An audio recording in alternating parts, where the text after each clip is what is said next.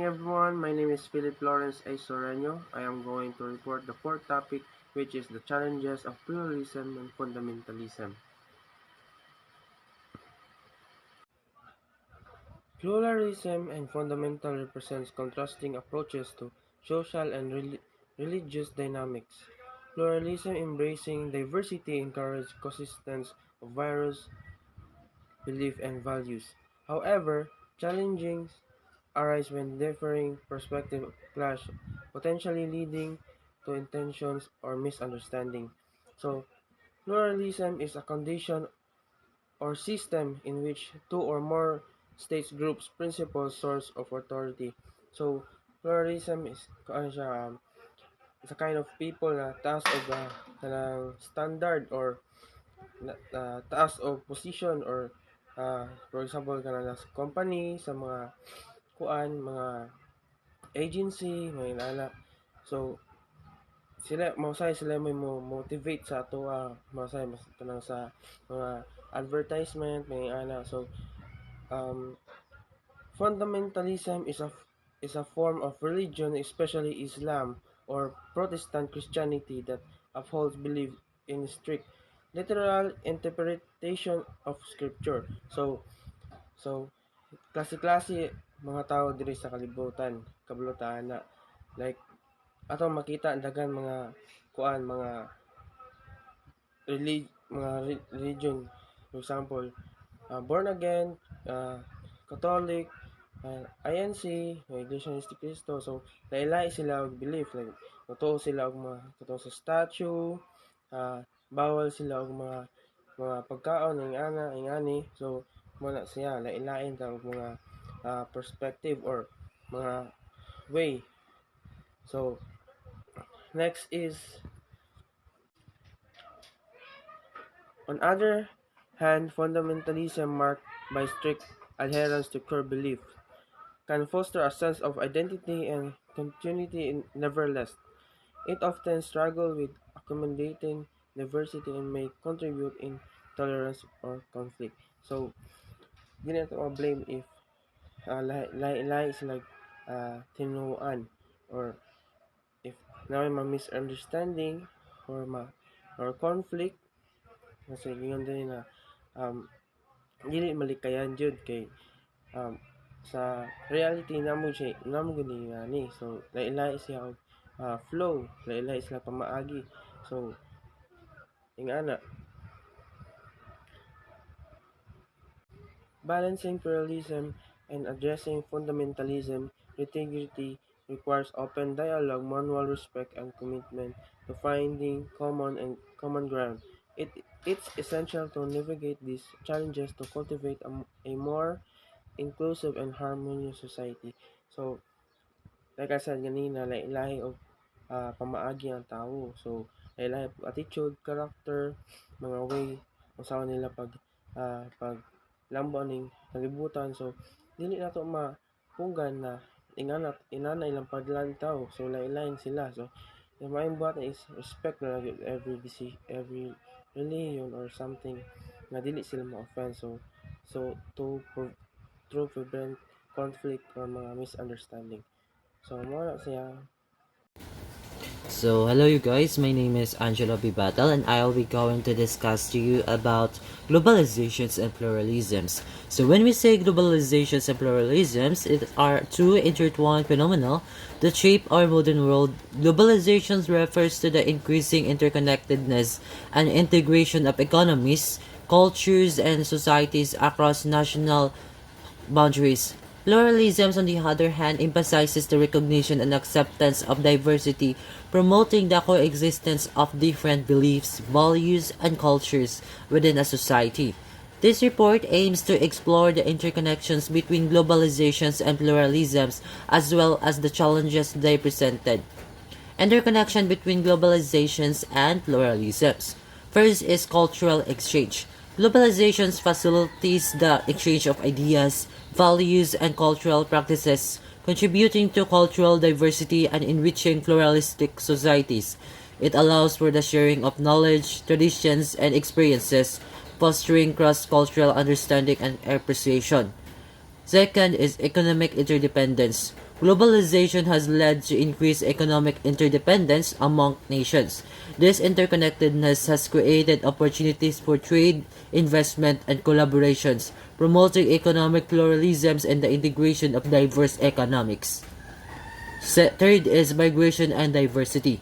Globalization has facilitated the movement of people across borders, resulting in multicultural societies. Migration brings together individuals from different backgrounds, contributing to the diversity and pluralisms of communities and fostering cross-cultural interactions.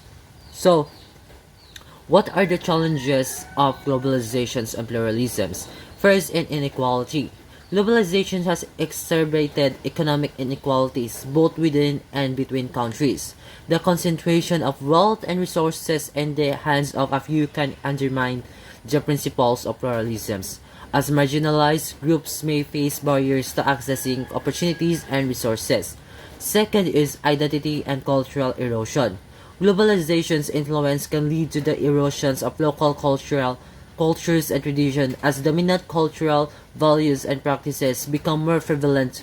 This can raise concerns about the preservation of cultural identity and autonomy of marginalized culture.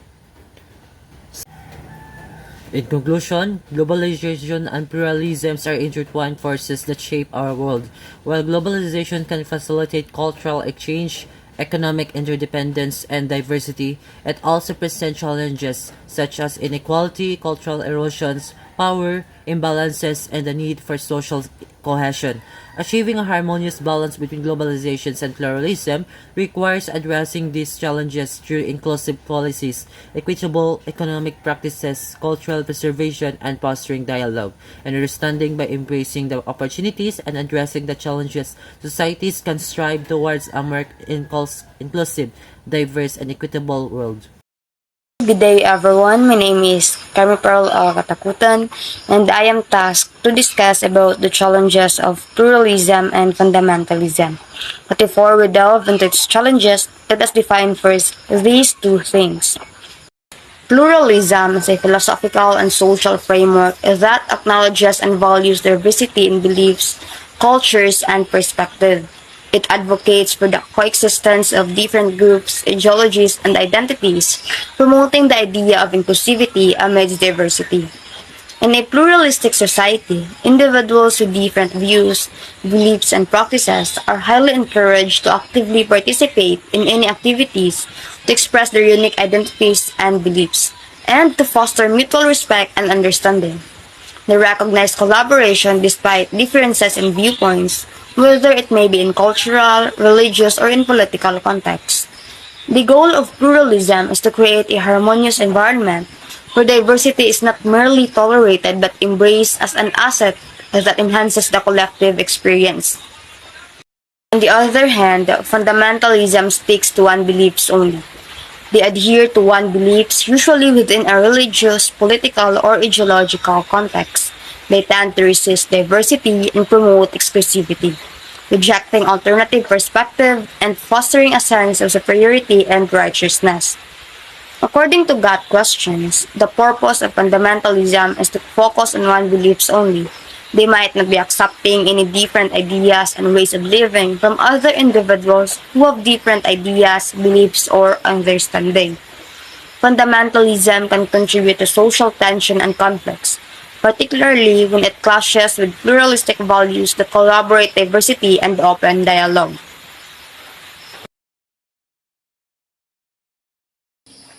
Education can contribute to the understanding, acceptance, and celebration of diversity, or can be a battleground where conflicting ideologies can influence over the minds of future generations. Education can be a challenge because designing a curriculum that is inclusive of diverse perspectives and cultures requires a careful consideration, ensuring that all students are treated equally regardless of its religion, cultures, and worldview. It fosters understanding and tolerance despite differences in various aspects. However, fundamentalist movements may resist educational systems that present alternative viewpoints, leading to conflicts over curriculum content and educational policies. Striking balance between the promotion of diverse perspective and respecting the values of various communities becomes a delicate task in education while dealing with the challenges posed by fundamentalism. The issue of violence occurs as an ongoing obstacle in both pluralistic and fundamentalist contexts. Strong commitment to particular beliefs within fundamentalism can foster an environment that is favorable to violent behavior. The unwavering dedication to philosophical ideals may result in the use of violence to protect or declare these beliefs. However, in contexts that are pluralistic, the richness of difference in views and values can lead to confrontations that could turn violent if they are not handled well. To overcome this challenge, we must work together to foster honest communication, understanding, and a deep respect for individuals' differences. Societies may negotiate both fundamentalist and pluralistic systems by cultivating a culture that values cooperation and peaceful settlement. Addressing the challenges of globalization requires thoughtful policies that acknowledge and respect cultural differences while fostering cooperation on a global scale. Within pluralistic societies, globalization provides opportunities for cultural exchange and understanding, striking balance between preserving cultural diversity and embracing the benefits of global interconnectedness. On the other hand, in fundamentalist context, the exposure of diverse culture and ideas may create tension as fundamentalist groups seek to preserve their distinct identities in the face of global influences. Media influence presents a multi-phase challenge for both fundamentalism and pluralism. In the context of fundamentalism, exposure to diverse perspectives through various media channels can serve as a catalyst for questioning and potentially challenging rigid beliefs. This exposure may create internal tensions within fundamentalist groups as individuals grapple with constructing viewpoints, challenging the orthodoxy. On the other side, within the pluralistic societies, the media might inadvertently contribute to the challenges faced by promoting superficial or biased representation. The risk lies in perpetuating stereotypes, limiting the authentic portrayal of diverse voices, or sensationalizing issues, which can hinder genuine understanding and cooperation among different groups. Balancing media representation becomes a critical endeavor to foster tolerance and coexistence while navigating the complex terrain of fundamentalist and pluralistic ideologies. Hi everyone, good day. My name is Rose Elma. I am from the group 4 and my assigned topic is all about challenges to millennials. So my PowerPoint has definition of millennials, difference of millennials, and challenges of millennials. So let's start off. Let's define millennials. So millennials is from the word Filipino millennials. So we all know that millennials is those people who were born in 1990s up until now in the present time 21st century, those are called as millennials. So Filipino millennials or Phillennials is term used to denote Filipino millennials. They are described as a selfie generation and followers of social media. So we know that all Filipino are depending. Why is it called that millennials is selfie generation followers of social media? It's because Filipino millennials are depending their lives on social media. So instead of getting information from TV, from the movies, or from radio, or from magazines, we get information from social media like Google, YouTube, and Facebook. So, compared to other generations, millennials have their say about issues and are more involved with politics and are not squeamish about revealing their opinions. So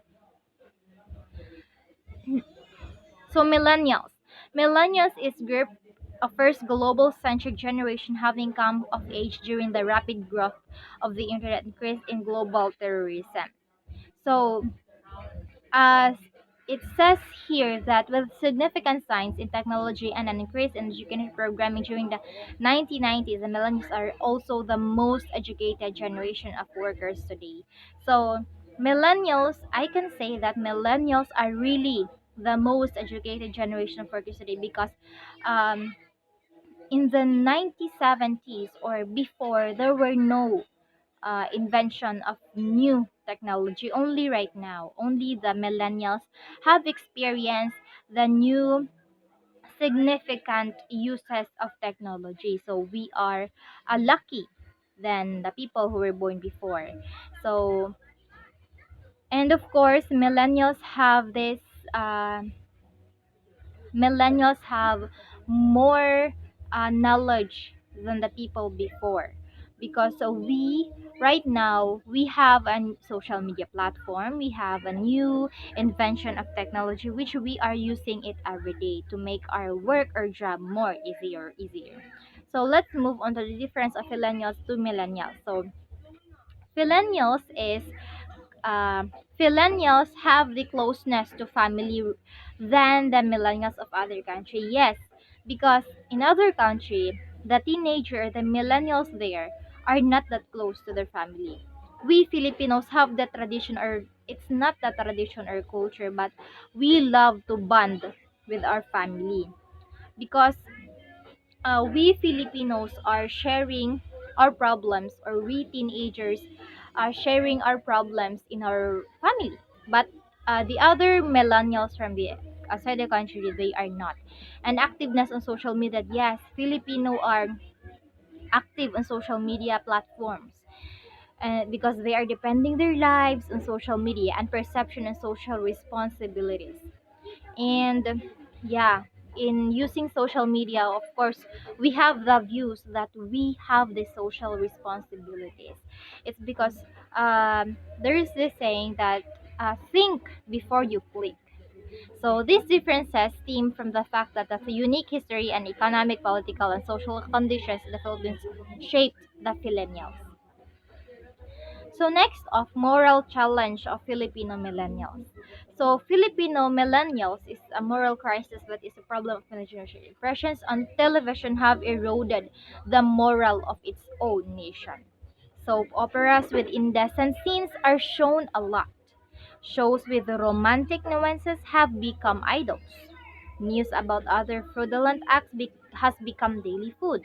Even watching cartoons has been banned from airing.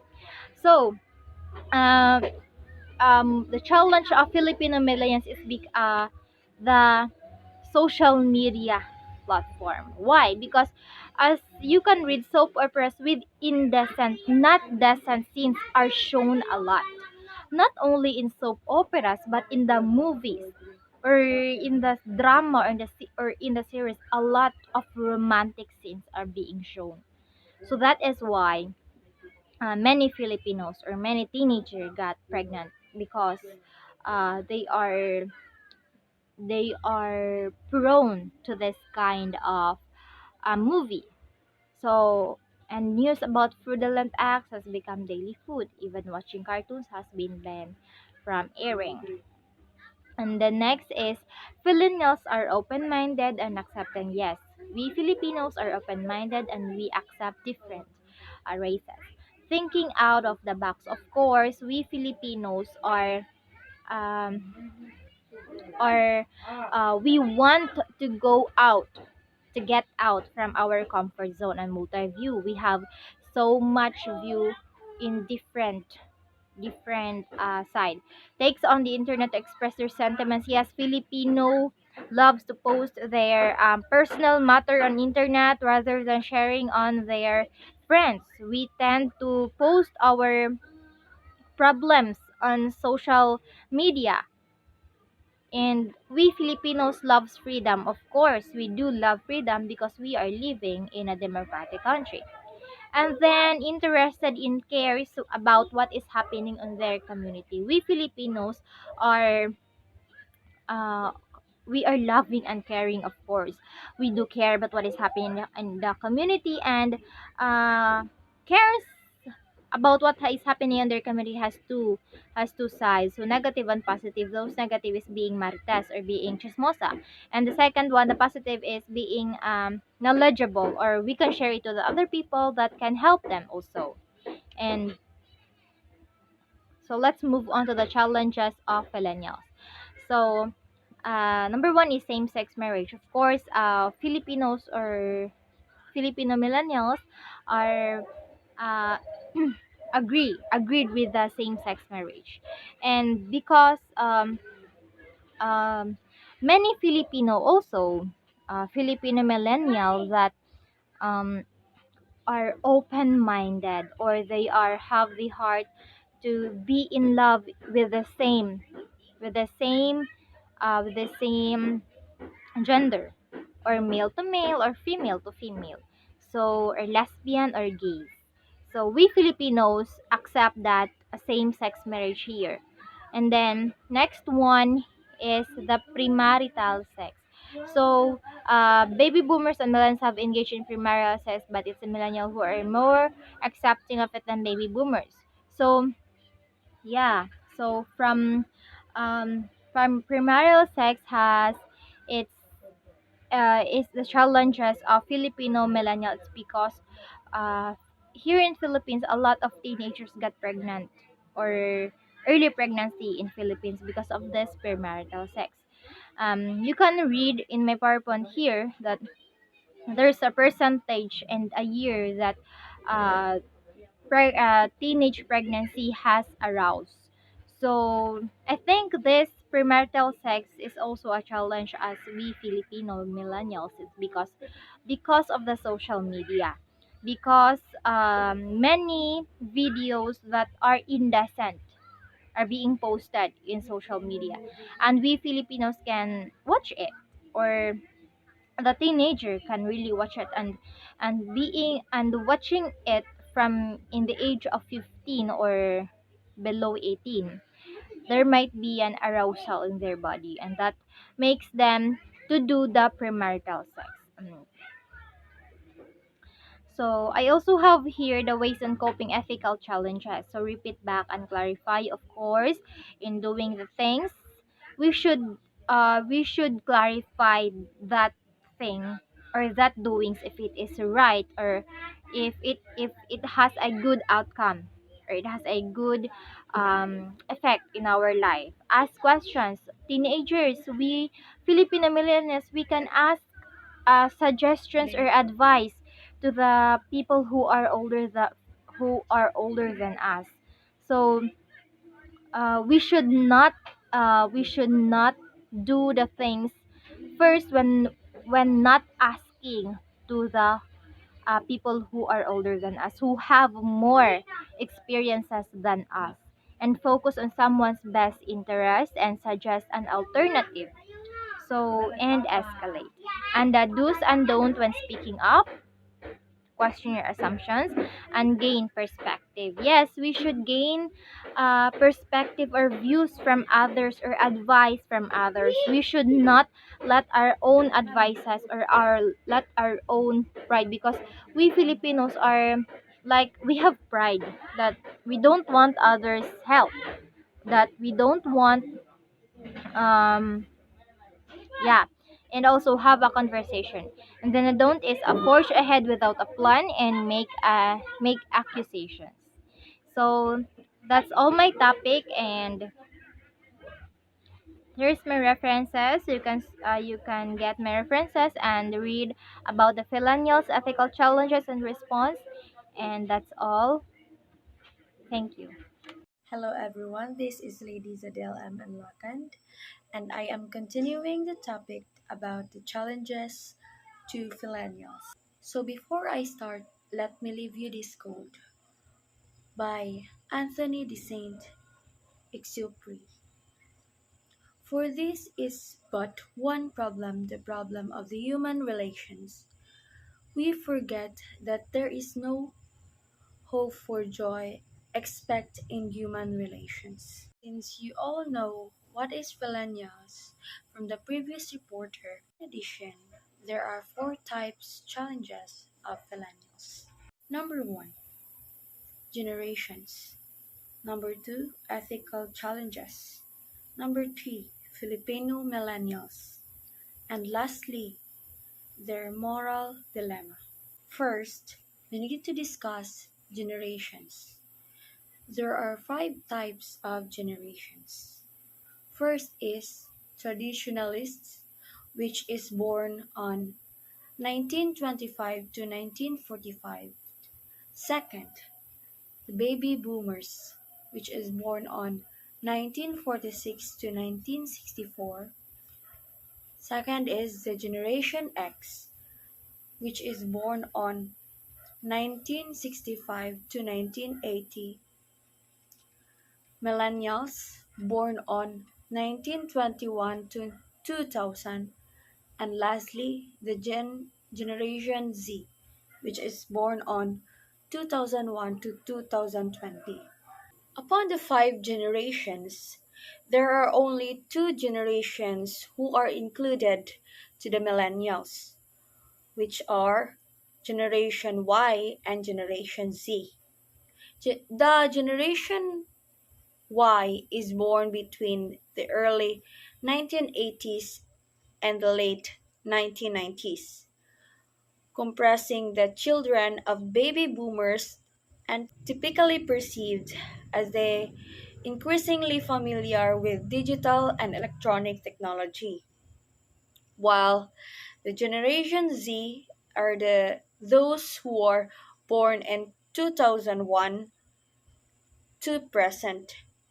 This generation is the era of the mobile technology, which as smartphones, tablets, iPad, and etc. In the Philippines, we knowingly called the millennials as a Filipino millennials or the Phillennials. Phillennials or Filipino millennials are included to those 2 generations, which is Generation Y and Generation Z. And now let us proceed to the second challenges of millennials, which is ethical challenges. Millennials and millennials, ethical challenges and response. As Filipino millennials, also known as millennials, Father Armed Roblaza in 2016 explains that they are open to speak global opportunity, demand flexible work schedules, and value work-life balance. As support by the findings of the Department of Labor Employment, which found fresh graduates to be picky. They are also hardworking, ambitious, socially and virtually connected. In the Philippines, there are 2 types of millennials, which are Phil-millennials and Phillennials. Phil-millennials or Filipino-American millennials and Phillennials, which is Filipino millennials. As for the Filipino-American millennials, they are not into traditional institutions like political and religion, and they are not obsessed with traditional customs like getting married or owning a house, due to the fact that they are culturally distinct from the common Filipino millennials. Now, let us proceed to the millennials. Please watch the video below. Meet Philip. He was born in 1999. Oh, so he is a millennial and a Filipino. A Fillennial. He is still a college freshman. Right now, he feels sad as he hears the society tag them to be social media dependent, self-entitled, narcissist, apathetic, selfish generation, etc. Then, he talked to himself. Is this who I really am? Maybe they just don't know me. Maybe Philip is right that he's just misunderstood. Here, take a look. Actually, Philip, as other millennials, are ambitious. They dream to have successful businesses. They want to travel abroad and they have high educational aspirations. Another, they are explorers, craving growth and experience versus stability. They even shift careers as they see the world as full of opportunities, seeking for self-discovery. One thing more, they bring new ideas on the table because they are creative. They're even more politically, socially, and environmentally engaged. They always have something to say in facing diverse challenges from gender equality to climate change. And the major thing that separates them from other generations is that they and technology were born at the same time. They grew in technology. This is shaping them.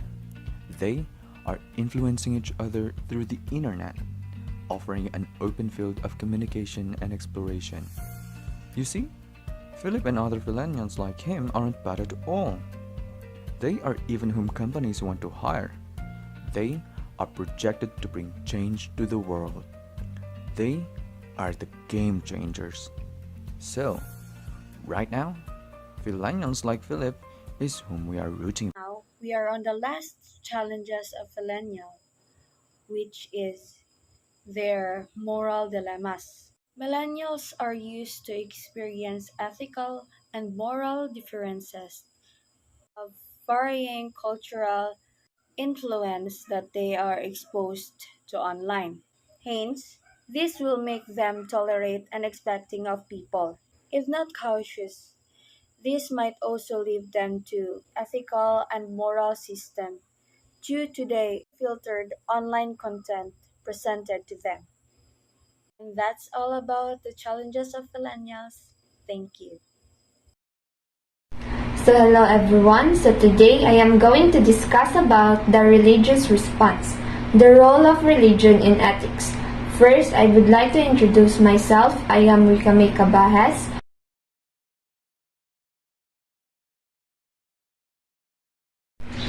Religion typically involves a system of beliefs, rituals, and worship centered around a higher power or deity, providing a framework for understanding existence.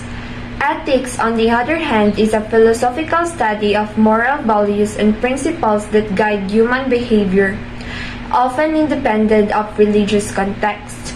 While religion can influence ethical beliefs, ethics can be derived from various sources, including secular philosophies and cultural norms. Religion is a complex and varied cultural phenomenon involving beliefs, practices, rituals, and moral values centered around the idea of the sacred or divine. It often provides a framework for understanding the meaning of life, the universe, and human existence. Religions can be monotheistic, belief in one deity, polytheistic, belief in multiple deities, or non-theistic, lacking belief in a personal God. They play a significant role in shaping individual and societal values, ethics, and traditions. So, ang religion usa ka komplikado ug lain-lain nga panghitabo sa kultura nga nalambigit sa mga tinuohan, gawi, ritual, or moral nga mga mithi nga nakasentro sa idea sa sagrado o balaan. Kini kasagaran naghatag og gambalay sa pagsabot sa kahulugan sa kinabuhi sa universo o sa naglungtad sa usa ka tawo. Ethics is a branch of philosophy that deals with principles of morality, distinguishing between right and wrong behaviors. It involves examining and understanding the concepts such as fairness, justice, virtue, and moral obligations to guide individuals or groups in making ethical decisions and actions. So the relationship between religion and ethics is about the relationship between revelation and reason. Religion is based in some measure on the idea that God or some deity reveals insights about life and its true meaning. These insights are collected in texts, the Bible, or the Torah, the Quran, etc. Religion is necessary for the continued survival of morality, an integral part of human life. According to Glenn C. Gruber's apologetic claim that God-flower thesis consists of hypothetical judgment that morality cannot survive in the long run. if its ties to religion are cut. Without religion, there can be no real sincere morality. It implies that those who believe that morality is a valuable human institution, and those who wish to avoid moral disaster should therefore make every effort to preserve its connection with true religion and sound religious belief, the forms of its roots. Ang relihiyon gikinahanglan alang sa padayon nga pagluwas sa moralidad ug usa ka bahin sa kinabuhi sa tawo. Sumala sa gipangayo nga pasaylo ni Glenn C. Graber, ang cut flower thesis naglangkob sa hypothetical nga hukom nga ang moralidad dili mabuhi sa kadugayan kung ang relasyon sa relihiyon maputol. Kung walay relihiyon, walay tinuod nga sincero nga moralidad. Nagpasabot nga kadtong nagtuo nga ang moralidad may usa ka bilihong institusyon sa tawo ug kadtong gustong molikay sa moral nga katalagman kinahanglang mohimo sa tanang paningkamot sa pagreserbar sa koneksyon niini sa tinuod nga relihiyon. Good day everyone, I am Raisi Daniel Amaro Zarbadon, and this is the continuation of the role of religion and ethics. So I will be discussing about theistic ethics. So, religions fundamentally endorse theism, the belief of God, and theistic ethics, God-based morality. Theistic ethics believes that a supernatural being called God is the foundation of morality. The theory holds that the truth of moral judgment depends on God's will. In theism, X is moral means God wants us or particular agent to do X. As to how we can know God's will, proponents admit sources like Revelation, Holy Scripture, a divinely guided human reason, and God's law written in man's heart, conscience. So, there are 4 reasons why theistic ethics can justify moral values. First is can just justify moral values. Second is can explain moral accountability. Third is no accountability in non-theism. And so fourth is the Euthyphro dilemma. So first is can justify moral values. Unless morality is grounded on the unchangeable nature of a morally perfect being like God, there is no basis for believing in moral absolutes. If everything is relative, then there is no good reason why anyone ought to abstain from doing anything he wishes to do. Only the theism is are all people held morally accountable for their action in their real sense. And last is only the ethics rooted in the moral lawgiver can be truly prescriptive in many objective sense of the word. Second is can explain moral accountability.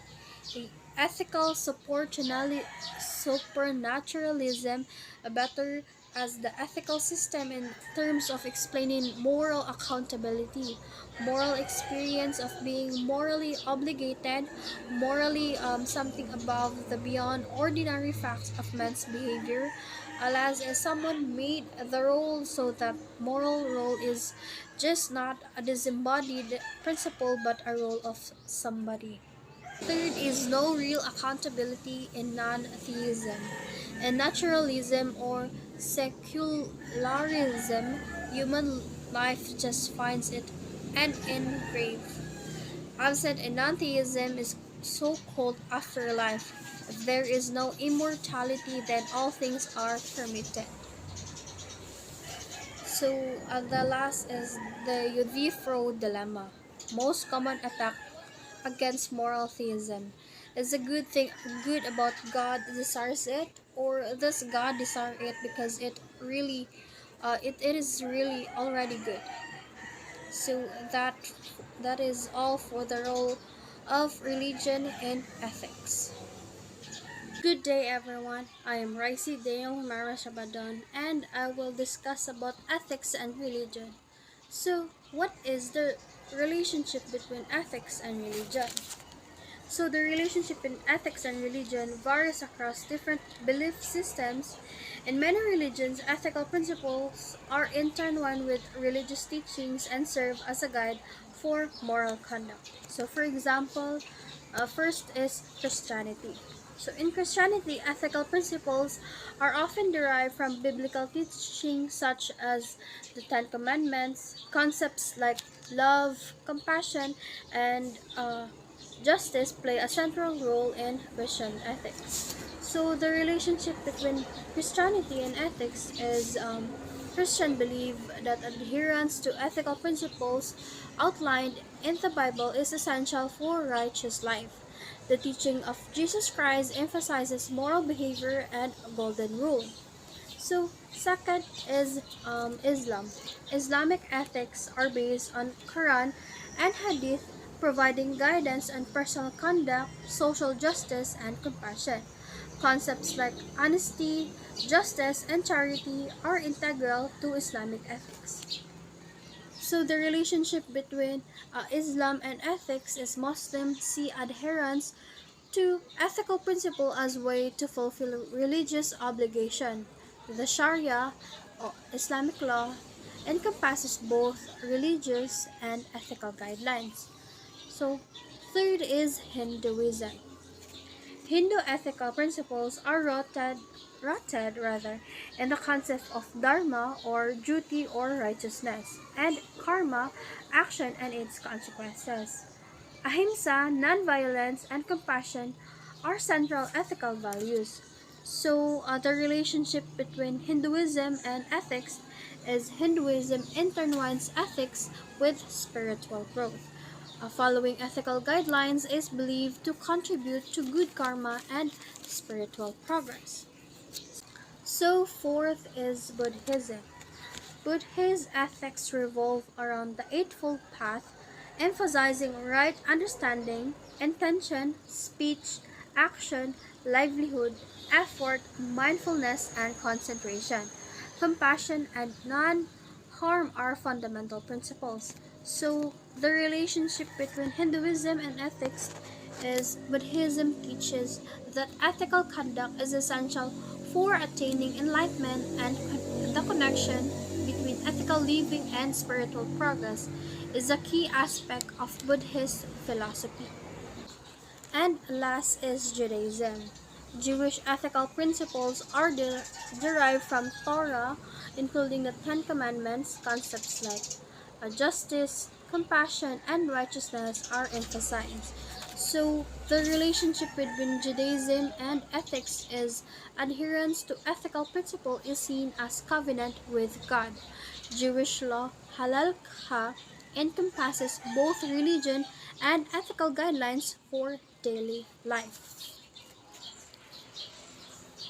When different religions have distinct ethical framework, the common thread is the belief that adhering to ethical principle is integral to a meaningful and spiritual fulfilling life. The relationship between ethics and religion are often involves a synergy where religious teaching provide a moral compass for the belief.